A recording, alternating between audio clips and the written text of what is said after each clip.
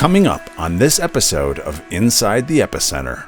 I want you to kind of walk us through, and maybe my memory is faulty on some of these parts from the book, because you had multiple different phases of your confinement. So solitary confinement was very difficult. I began to break there.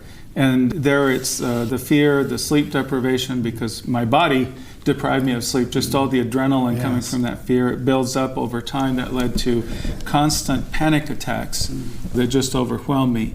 And so when I talk about breaking, physically I broke down. I lost about 50 pounds in the first months, and I was just a wreck physically and emotionally. When I moved into prison, I'm put into a cell that's built for 8 people. There were over 20 of us in it, and you don't leave the cell. You're 24/7 in that cell. So it was a very intense environment.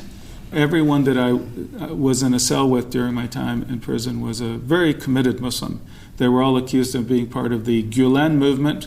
They were accused of being behind an attempted coup against President Erdogan in Turkey. So the only contact I had with a Christian during my time in prison was with Noreen. The rest of the time I was very isolated. And that isolation, even when I'm in a crowded cell, I felt, well, I'm isolated by my culture and life experience and nationality, but isolated spiritually, just feeling so alone.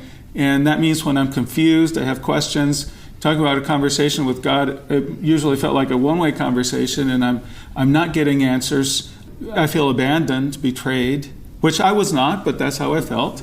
So in that confusion, theological questions, and no other believer to help to correct me, then that contributed to just a downward spiral for me.